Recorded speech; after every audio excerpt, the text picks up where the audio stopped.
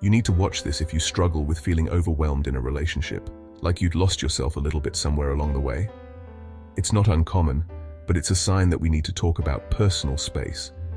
You see, personal space isn't just about physical boundaries. It's about emotional and mental boundaries too. It's about having the freedom to be yourself, even when you're part of a we. In this video, we'll be diving deep into the importance of personal space in relationships and how honoring each other's needs for autonomy can actually lead to a stronger, more connected bond. Don't forget to subscribe to our channel for more insights on relationships.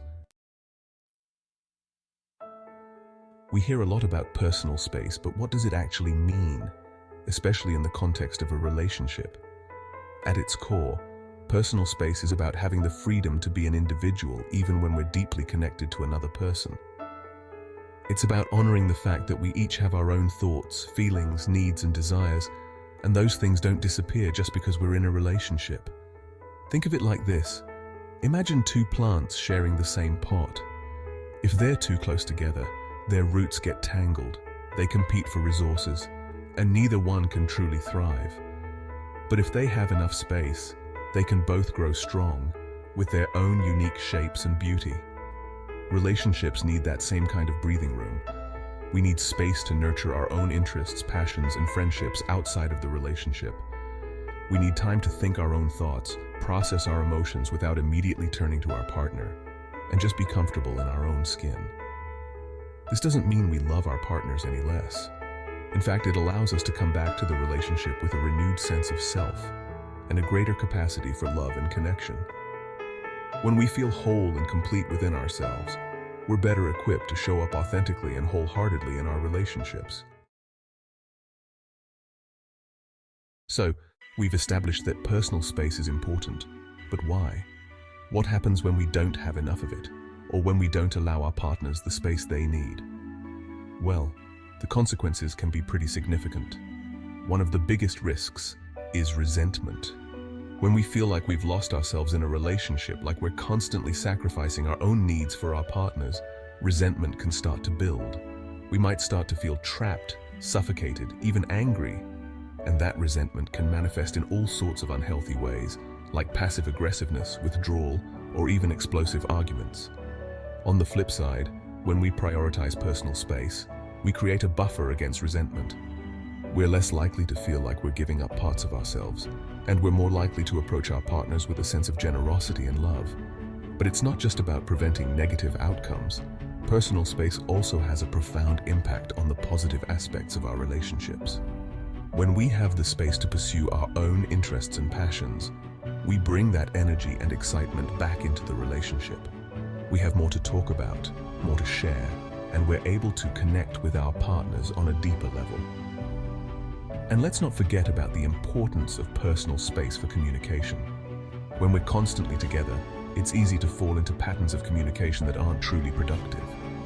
We might start finishing each other's sentences, making assumptions about what the other person is thinking, or avoiding difficult conversations altogether. But when we have time and space to ourselves, we can process our own thoughts and feelings more clearly. We can come to the conversation with a greater sense of self-awareness and empathy, which paves the way for more honest and meaningful communication. Ultimately, personal space is about creating a relationship that is both connected and autonomous, where both partners feel loved, respected, and free to be themselves.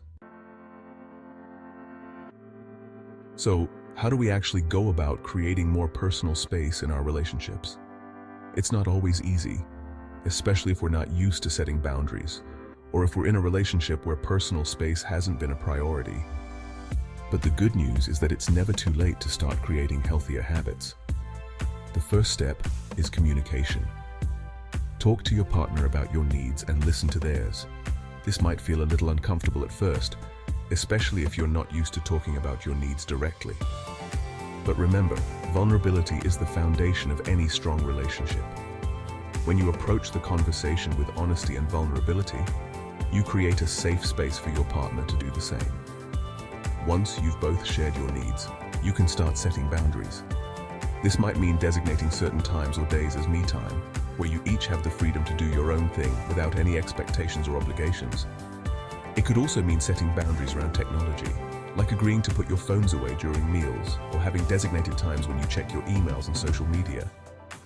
The key is to find what works for both of you and to be willing to compromise. Remember, boundaries aren't about shutting your partner out. They're about creating a space where you can both thrive. Another important aspect of creating personal space is encouraging each other's independence.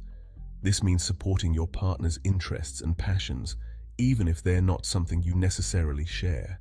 It means celebrating their successes and offering encouragement when they face challenges. When you encourage your partner's independence, you're essentially saying, "I love and support you, and I want you to be the best version of yourself." And finally, don't underestimate the power of self-care. Taking care of yourself physically, emotionally, and mentally is essential for creating personal space. This might mean making time for exercise, eating healthy foods, getting enough sleep, or engaging in activities that bring you joy and relaxation. When you prioritize your own well-being, you're better equipped to show up fully in your relationship. Sometimes, we're so caught up in the day-to-day of our relationships that we don't even realize we need more space until we're completely overwhelmed. Our bodies and minds are incredibly intuitive, though, and they'll often give us subtle clues when we need to create some distance. Learning to recognize these signs is crucial for maintaining our own well-being and the health of our relationships. One of the most common signs is feeling overwhelmed or irritable. If you find yourself snapping at your partner, feeling easily frustrated, or just generally on edge, it could be a sign that you need some time to yourself. It's like that feeling you get when you've been staring at a computer screen for too long. Your eyes start to strain, your head starts to ache, and you just need a break. Our relationships can have the same effect on us if we don't take breaks. Another sign is a lack of enthusiasm or interest in things you used to enjoy. When we're feeling depleted, it's natural to withdraw from the things that used to bring us joy. We might not feel like socializing, pursuing our hobbies, or even engaging in activities we used to do together as a couple. This doesn't necessarily mean there's something wrong with the relationship itself. It could simply be a sign that you need to recharge your batteries. Frequent arguments or disagreements can also be a red flag. While disagreements are a normal part of any relationship, if you find yourself arguing with your partner more often than usual, it could be a sign that you're both feeling cramped and need some space to breathe. Sometimes, the arguments aren't even about anything significant. They're just a manifestation of the underlying tension and frustration that comes with feeling suffocated. Pay attention to your physical health as well.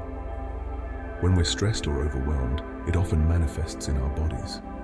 We might experience headaches, stomach aches, muscle tension, or even changes in our sleep patterns. These physical symptoms are often our body's way of telling us that something is off and that we need to make some changes. Finally, trust your gut. If you have a nagging feeling that you need more space, don't ignore it. Our intuition is a powerful tool, and it's often right on the mark when it comes to our emotional well-being.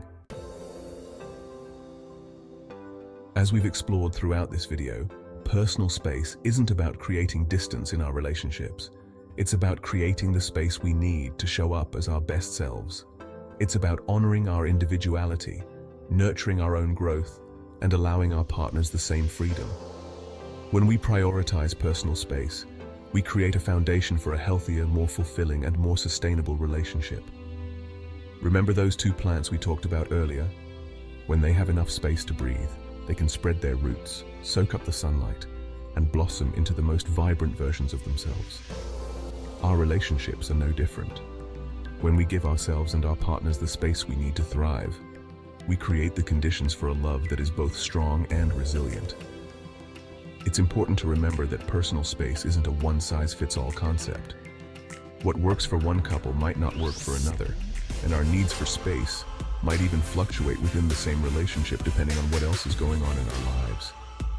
The key is to keep the lines of communication open, to be honest with ourselves and each other about our needs, and to be willing to adjust our expectations and boundaries as needed.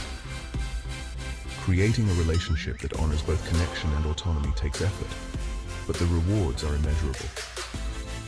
When we feel seen, heard, and respected for who we are as individuals, we're able to show up in our relationships with a deeper sense of love, compassion, and understanding.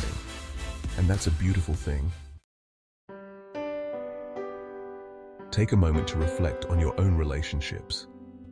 Are you giving yourself and your partner enough space to breathe? Are there any areas where you could benefit from creating healthier boundaries? Remember, honoring each other's need for personal space isn't selfish, it's an act of love and respect. I'd love to hear your thoughts on this. Share your experiences with personal space in the comments below. Have you found it to be a challenge in your relationships? What strategies have worked for you? Let's continue this conversation together.